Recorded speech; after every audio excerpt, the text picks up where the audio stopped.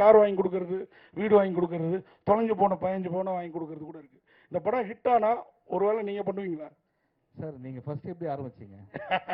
வள்ளல்னு சொன்னேன். அதை நான் பண்ணும்போது உங்ககிட்ட என்ன சொன்னேன், இதை நீங்க வெளியில சொல்லவே கூடாதுன்னு தானே சொன்னேன். நீங்களே சொல்லலாமா? ஓகே. அதனால நம்ம பண்றது வெளியில தெரியாம தான் இருக்கும். அண்ட் அர்ஜுனுக்கு தெரியும் அது என்ன அப்படின்றது. வாழ்த்துக்கள் சார். இல்ல நீங்க கேட்டது என்னோட அவர் ரொம்ப ஹாப்பி. என்னன்னா இப்ப இங்க ஒரு 15,000 இங்க ஒரு 15,000 அந்த மாதிரி பிளான் பண்ணிருக்காரு. இல்ல ப்ரொடியூசர் எந்த அளவுக்கு உஷார் பாருங்க. 13 வருஷத்துக்கு முன்னாடி தங்க எந்த வேலை இருந்தா அதை போட்டு வாங்கி கொடுத்துடலாம் சார் அப்படின்றாரு. சார் கொஸ்டின் சாருங்க சார். சிவா சார், ஓ ஒரு ஃபங்க்ஷனில் ஒரு நடிகரை பற்றி சூப்பர் ஸ்டார்னு சொன்னதுக்கு பெரிய சர்ச்சை ஆயிடுச்சு. ஆனால் உங்களை வந்து அகில உலக சூப்பர் ஸ்டார்னு சொல்கிறாங்க. ஆனால் எந்த சர்ச்சையும் வர மாட்டேங்குது. இதுக்கு என்ன காரணம் சார்? நீங்கள் ஏதாவது தாஜா பண்ணி வச்சுருக்கீங்களா? இல்லை இந்த சர்ச்சை வரலன்னு வருத்தப்படுறீங்களா? ஆமாம், வருத்தப்படுறேன் சார். சர்ச்சை வரலன்னு சொல்லிட்டு வருத்தப்படுறேன். இல்லை சார், நீங்கள் வருத்தப்படவே வேணாம். நான் ஆல்ரெடி சொன்ன மாதிரி தான் சூப்பர் ஸ்டார் அப்படின்றது வந்து தமிழ்நாடு, இந்தியா அதான். நம்ம இந்த எர்த்து, கேலக்ஸி, அந்த அந்த பிளாக் ஹோல் அந்த மாதிரி போயிட்டோம் நம்ம. ஸோ அதனால் வந்து நம்ம வந்து அகில உலக சூப்பர் ஸ்டார் ஒரே ஒருத்தர் தான் ரவுண்டில் ரேஸில் ஓடிட்டு இருக்காரு. அவர் தான் லாஸ்ட்டு, அவர் தான் ஃபர்ஸ்ட்டு. இனிமேல் இன்னொருத்தர் வரவே முடியாது. ஓகேங்களா? வாழ்த்துக்கள் sir. Thank you sir. Thank you sir. Director sir, உங்களுக்கு ஒரு கொஸ்டின் சார். ஹீரோக்கு இருக்கு இன்னும் இருக்குது, அவங்க வருவாங்க. இல்லை சார், அதாவது சந்திரசேகர் சார் சிவா சார் சொன்ன மாதிரி அவங்களாவது அவங்க மதர் பார்த்தது நானே பார்த்துருக்குறேன். என்ன கூட சொல்லுவாங்க கர்லிங்கர் அந்த மாதிரி இது. இப்போ சார் மாதிரி தான் ஆகிட்டேன். அந்த அளவுக்கு முக்கியத்துவம் இப்போ இருக்குமா? ஏன்னா அவருக்கு அந்த படங்கள் அந்த காலத்தில் ஒருதலை ராகம் மட்டும் இல்லை, பல படங்கள் இல்லை, அவ்வளோ பிரமாதமாக இருப்பார். அந்த மாதிரி ஒரு முக்கியத்துவம் இருக்குமா அவருக்கு? சார், அதாவது இந்த கதையை ஆரம்பிக்கிறதுக்கு நலன் சார் எங்களுக்கு ஒரு ஒரு ஒரு ஐடியா கொடுத்தாரு சார். அந்த ஐடியாவோட கேரக்டரே அவர் தான். ஸோ கண்ணபிரான்ற கேரக்டர் அவரை வச்சு தான் அவர் எங்களுக்கு ஐடியா கொடுத்தாரு. அதை வச்சு தான், அந்த கேரக்டரை வச்சு தான் நாங்கள் இந்த ஃபுல் கதையுமே நாங்கள் வந்து உருவாக்கணும். ரொம்ப இம்பார்ட்டண்டான ஒரு கேரக்டர் சார். சார் வாகை சார். சார் இல்லை ஒரு செகண்ட். பத்திரிகையாளர் மன்னிக்கவும், அவசர வேலை காரணமாக திரு MS பாஸ்கர் ஒரு எமர்ஜென்சிக்காக கிளம்புறாரு. அவர் மட்டும் எல்லாருக்கும் என்னுடைய மனப்பூர்வமான நன்றிகள், வணக்கங்கள். Thank you. Thank you sir. Thank you.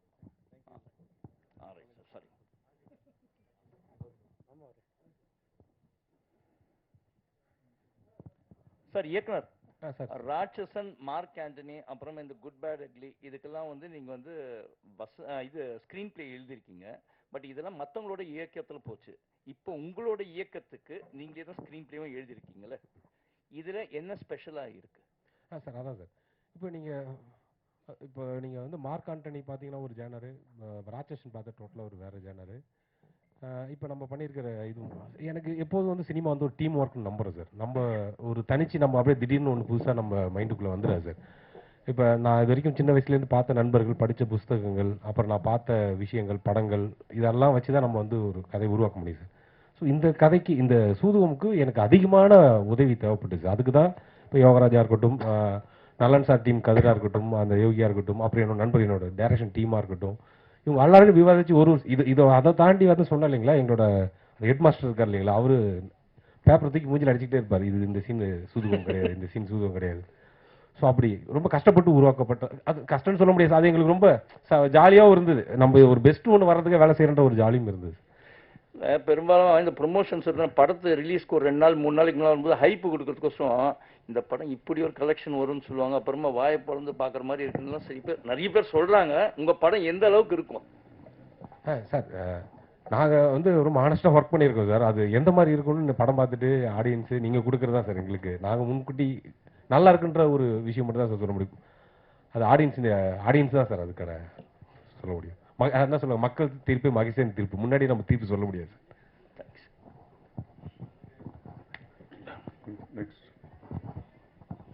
Sir வாகை சார்,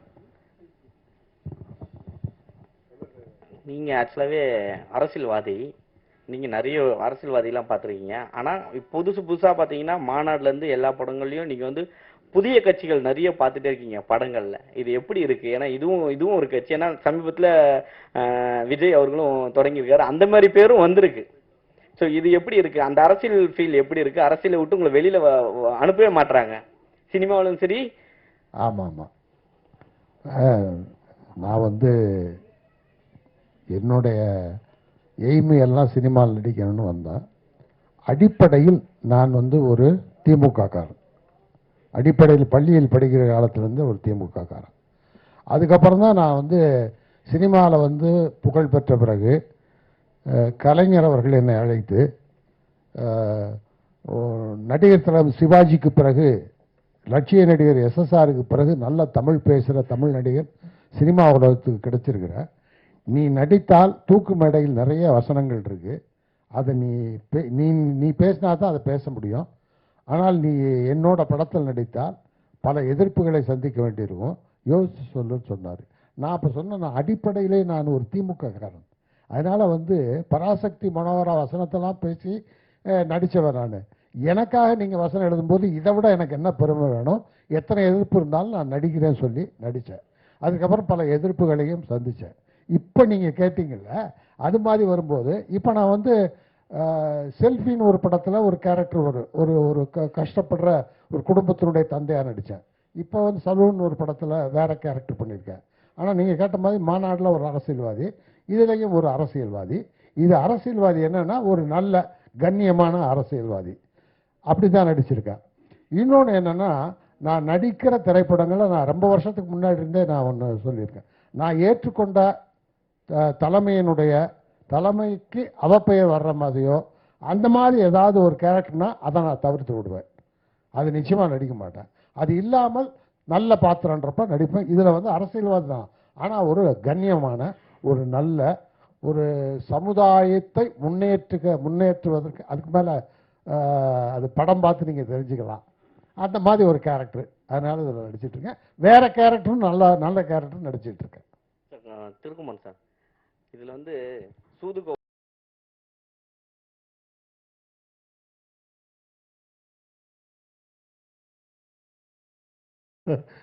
அவர் உலகத்துக்கே தெரிஞ்சவர், எல்லாருக்கும் தெரிஞ்சவரை பத்தி நம்ம போட்டு தான் அவரை காட்டணுன்ற அவசியம் இல்லை. அதனால இல்ல, ஆக்சுவலா அவர் படம்னாவே எல்லாருமே குட்டீஸ்ல இருந்து எல்லாருமே எஸ்கே மாதிரி எல்லாருமே அவர் கவர் பண்ணிட்டாரு. அவர் படம் விரும்பி போய் பார்ப்பாங்க.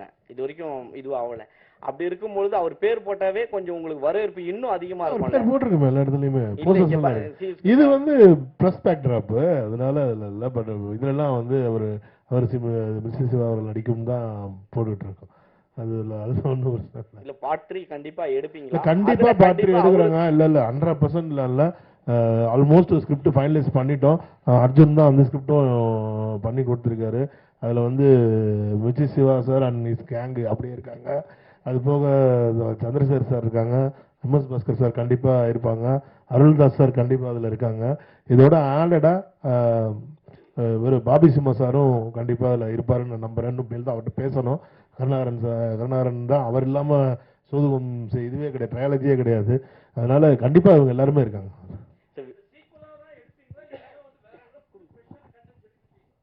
இல்ல கண்டிப்பா இல்ல இல்ல இது எப்படின்னா, இப்போ ஒரு ஆஃப்டர் கொரோனாவுக்கு அப்புறமான காலகட்டம் சினிமா ஒரு டைப்பான ஒரு ட்ராக்ல போயிட்டு இருக்கு. இப்போ பாத்தீங்கன்னா இண்டிவிஜுவல் ப்ரொடியூசர்ஸே கிடையாது, எல்லாமே கார்பரேட் மட்டும்தான் இங்கே படம் எடுத்துட்டு இருக்காங்க. ஏன்னா இன்னைக்கு சினிமா எடுக்கிற பொருட்செலவு பார்த்தீங்கன்னா அவ்வளவு ஹையாக போயிட்டு இருக்கு. இன்னைக்கு ஒரு 200 கோடி மினிமமாக ஒரு ஆர்டிஸ்ட் வச்சு படம் எடுக்கனால இன்னைக்கு 100 கோடி இல்லாமலாம் ஒரு படம் எடுக்க முடியாது அப்படின்ற சூழ்நிலைக்கு சினிமா போயிடுச்சு. அப்படிப்பட்ட காலகட்டத்தில் எங்களை மாதிரி ஒரு கண்டென்ட் ஓரியன்டா ஃபிலிம் எடுக்கிறோம், ஒரு சின்ன படம் எடுக்கிறோம், ஒரு நியூ டெக்னீஷியன்ஸ் நியூ ஆர்டிஸ்ட் அப்படின்ற அவங்களோட நம்ம படம் பண்ணுறோம் அப்படின்னா அதை மக்கள் மத்தியிலையும் கொண்டு போய் சேர்க்கறதுக்கு ஏதாவது ஒரு புல்லு தேவைப்படுது. ஒரு பெரிய அந்த அவங்க பண்ற செலவுக்கும் அவங்க கொடுக்குற பப்ளிசிட்டிக்கும்லாம் நம்மளால ஈடு கொடுக்கவே முடியாது. அப்போ இப்போ இன்னைக்கெல்லாம் ஒரு படத்துக்கு 20 கோடி ரூபா பப்ளிசிட்டியே பண்ண ஆரம்பிச்சிட்டாங்க. நம்ம அவ்வளோ பட ப்ரொடக்ஷன்ல கூட நம்ம அவ்வளோ பண்றதில்லை.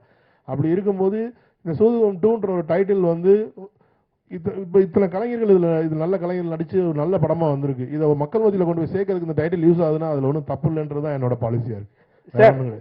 சார் ஃபர்ஸ்ட் இங்கே சூதுகம் 2 ஃபர்ஸ்ட் நம்ம விஜய் சேதுபதி நடிச்சாங்க. ஏன் அவர் இதை போடல?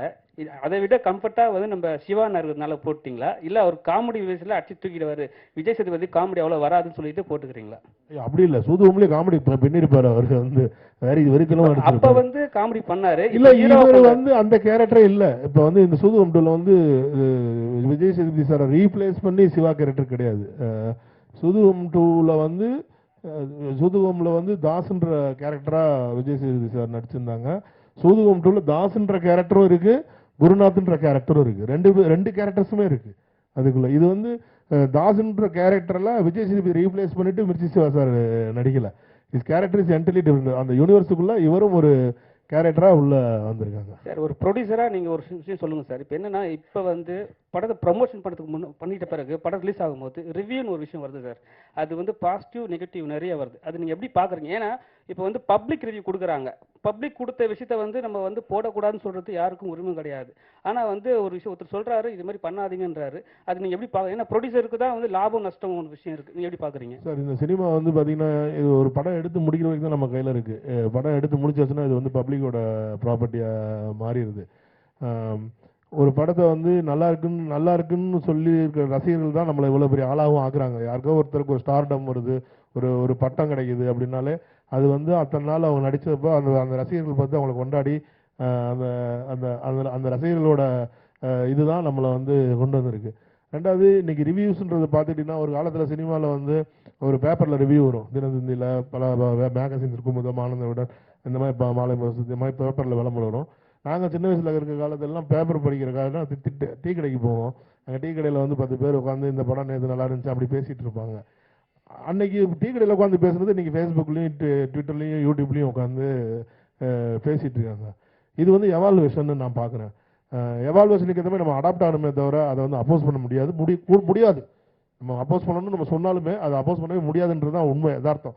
இன்றைக்கி யதார்த்தம் என்னென்னா யூடியூப்பில் போய் யாரையும் பேசாதையோ, ட்விட்டரில் யாரையும் போஸ்ட் பண்ணாதீங்களோ, ஃபேஸ்புக்கில் யாரும் போஸ்ட் பண்ணாதீங்களோ, வாட்ஸ்அப்பில் யாரும் ஃபார்வர்ட் பண்ணாதீங்களோ நம்மளால் கண்ட்ரோல் பண்ணவே முடியாது.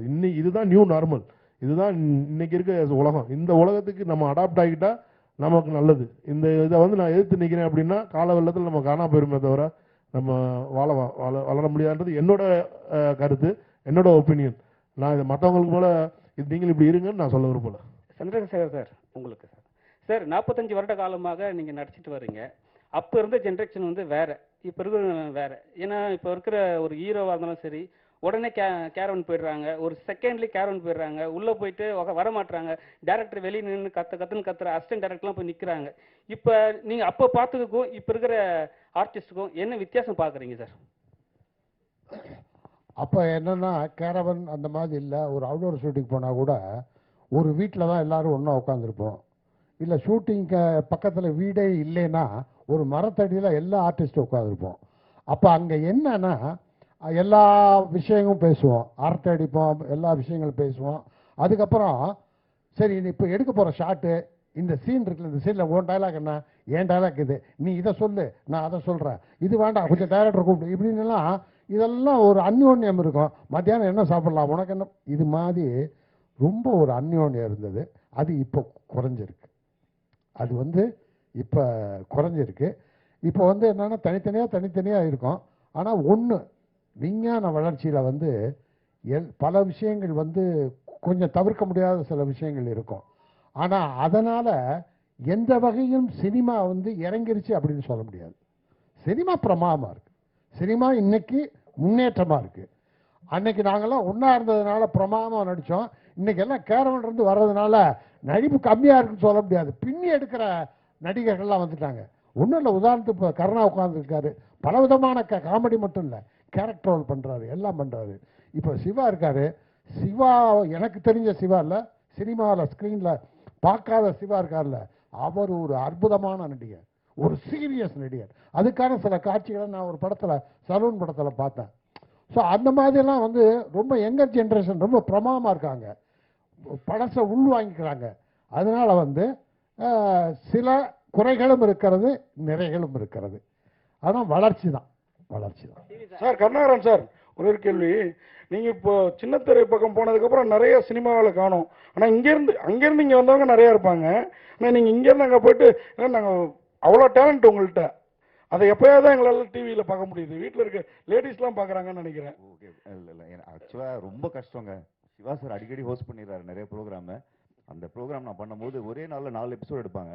காலையில் 9 மணிக்கு ஆரம்பித்து நைட்டு 3-4 மணி ஆகிடும். ஸோ அந்த எனக்கு ஆனால் பண்ணுறதுக்கு இன்ட்ரெஸ்டிங்காக இருக்குது. ஃபஸ்ட் டைம் பண்ணும்போது கஷ்டமாக இருந்தது. இப்போ திரும்ப கிடைச்சாலும் பண்ணுவேன் கண்டிப்பாக. சரி சார், அது சூதுகவும் அப்படின்னு சொல்ற வார்த்தை வந்து பாத்தீங்கன்னா அடிக்கடி அம்மா வந்து எலெக்ஷன் டைம்ல யூஸ் பண்ணாங்க, புரட்சி தலைவி. அதே போல இந்த நாடும் நாட்டு மக்களும் அப்படின்றது பியூர் சின்னப்பா அவர் யூஸ் பண்ணது. அது ரெண்டுமே வந்து பயங்கர ஒரு ஸ்ட்ராங்கான வார்த்தை. இதை எப்படி நீங்க வந்து பிடிச்சி இதுல இல்ல வச்சிருக்கீங்க? சூதுகும்ன்ற டைட்டில் நலனோட டைட்டில், இது நான் பிடிச்ச டைட்டில் கிடையாது, அவரு வச்ச டைட்டில். பேசிக்காக சூதுகம் வந்து ஒரு காமெடி படம். இது சூதுகம் 2 வந்து ஒரு பயங்கரமான காமெடி படம். இது வந்துட்டு மோரல்ல சூதுகமே வந்து ஒரு பொலிட்டிக்கல் சட்டையர் தான். இன்னைக்கு சமுதாயம் எப்படி இருக்குன்றத ஒரு சட்டையரிக்கலாக சொன்னாங்க அவங்க. சூதுகம் படத்தில் வந்து இன்னைக்கு சொசைட்டி எப்படி எவால்வ் ஆகிட்டு இருக்கு, நம்மளை சுற்றி இருக்க சொசைட்டி எப்படி எவால்வ் ஆகிட்டு இருக்குன்றத எந்த விதமான பவுடர்லாம் போடாமல் மேக்கப்லாம் போடாமல் பட்டவர்த்தனமாக மூஞ்சில் அடித்த மாதிரி சொன்ன படம் அதை வந்து ஃபன்னாக காமெடியாக டெலிவரி பண்ணியிருந்தாங்க. அதே மாதிரி தான் இந்த படமும். அதான் நீங்கள் படம் பார்த்தீங்கன்னா உங்களுக்கு கண்டிப்பாக புரியும் இந்த டைட்டில் ஏன் வந்து இதில் சூதுகம் கீழே நாடு நாட்டு மக்களும்னு இருக்குது அப்படின்றது கண்டிப்பாக நீங்கள் படம் பார்த்தீங்கன்னா புரியும். அதே மாதிரி ஏன்னா இந்த இதில் வந்து பார்த்தீங்கன்னா இந்த நாடு நாட்டு மக்களும் மட்டும் இல்லை, இப்போ அர்ஜுனோட இதுவே டைரக்ஷன் ஸ்டைலே அப்படி தான் இருக்குது. அவர் வந்து இப்போ நீங்கள் வந்து இப்போ இன்னைக்கு இவர் அடுத்த சூப்பர் ஸ்டார் அடுத்த இது தளபதி அப்படின்லாம் போயிட்டு இருக்க மாதிரி எனக்கு தெரிஞ்சு நீ சினிமாவில் வந்து சுந்தர் சி சாருக்கு அப்புறம் அதே மாதிரி பேட்டர்னில் படம் எடுக்கக்கூடிய ஒரு ஆளாக நான் வந்து அர்ஜுனை பார்க்குறேன்.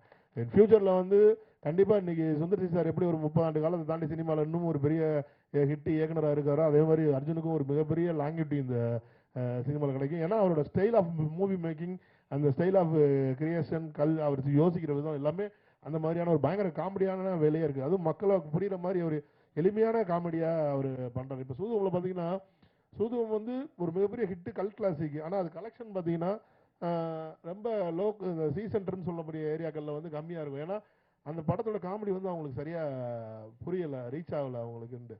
பட் இந்த படம் அப்படி இருக்காது. இந்த படம் வந்து அனைவருக்கும் போய் புரியும், அந்த அனைவரும் ரசித்து சிரிப்பாங்க. ஏன்னா அந்த மாதிரியான ஒரு காமெடியாக அவர் எடுத்திருக்காரு. சார் அவர் உங்களை டைரக்டர் உங்களை கொஞ்சம் குறைய சொன்னாலும் நீங்க அதில் நிறைய சொல்லிட்டீங்க. அவர் குறையா சொல்றதால நான் பார்க்கல, நேச்சர் அவர் சொல்றாரு அவ்வளவுதான். இல்ல நான் குறையெல்லாம் எடுத்துக்க மாட்டேன். ஏன்னா நான் எப்படி இருக்கணும் அவர் வந்து என்னை பத்தி பிரதிபலிக்கிறாரு. அதனால அதை நான் அதுதான் என்னோட கேள்வி. ஆக்சுவலா வந்து நீங்களும் ஒரு டைரக்டர், படம் பார்த்துட்டீங்களா? படம் பார்த்துட்டேன். அதே மாதிரி அவர் வந்து உங்களையும் அப்பா அம்மா அப்படின்ற மாதிரி சொன்னாரு. அப்பா அம்மாவில் 2 கேட்டகரி, இந்த மாதிரி எல்லாத்தையும் வாங்கி கொடுக்குறவங்க, கண்டிஷனாக வளர்க்குறாங்க. கண்டிஷனாக வளர்க்குற பிள்ளைங்க டிஸ்டிங்ஷனில் பாஸ் பண்ணோம். இந்த படமும் அந்த மாதிரி பாஸ் பண்ணுமா? அதே மாதிரி இந்த கேரக்டர் எல்லாருமே, கருணாகரன் சார், வாகே சந்திரசேகர் சார், அது மாதிரி அருள்தாஸ், MS பாஸ்கர் எல்லாருமே பொறுக்கி எடுத்து போட்டிருக்க மாதிரி தெரியுது. அது நீங்களா அவரா? 2 பேரும் இது அதெல்லாம் அவர் தான், காஸ்டிங்லாம் அவர் டைரக்டர் தான் சேரும். அதே மாதிரி இந்த படத்தையும் நாங்கள் பார்த்துட்டோம். நாங்கள் எல்லாருமே பார்த்துட்டோம். எங்கள் ஃப்ரெண்ட்ஸ் அண்ட் ஃபேமிலியோட ஒரு 100-150 பேர் தேட்டரில் உட்காந்து பார்த்தோம். எல்லாருமே பயங்கரமாக கைதட்டி சிரித்து ரசித்தாங்க படத்தை. ஸோ அதே எஃபெக்ட் வந்து தேட்டர்லேயும் இருக்குன்னு நாங்கள் நம்புகிறோம். இந்த கேரக்டர் சூஸ் பண்ணது, இதுக்கான அந்த அவங்க எப்படி இருப்பாங்க, அந்த டிசைன்ஸ், இது எல்லாமே பண்ணது வந்து இயக்குனர் தான், அர்ஜுன் தான். அதே மாதிரி அவரும் டிஸ்டிங்ஷனில் பாஸ் பண்ணிடுவார், கண்டிப்பாக பாஸ் பண்ணிடுவார் நான் நம்புகிறேன். சிவா சார், ஆக்சுவலாக இதில் வந்து ஒரு ட்ரைலரில் ஒரு டைலாக் வருது, பெண்கள் வந்து கற்பனையே வாழ்ந்தா நல்லது, கல்யாணம் பண்ணாதுன்னு. அது நீங்களா யோசிச்சிங்களா, இல்லை டைரக்டர் வச்சாரா, இல்லை ப்ரொடியூசர் சொன்னதா? இல்லை, ஆனால் அந்த டைலாக் சொல்லும் போது மட்டும் இது வரைக்கும் கை தட்டாத நிறைய பேர் ஏன் இங்கே கை தட்டினீங்க? அப்போனா வந்து எல்லார் லைஃப்லையும்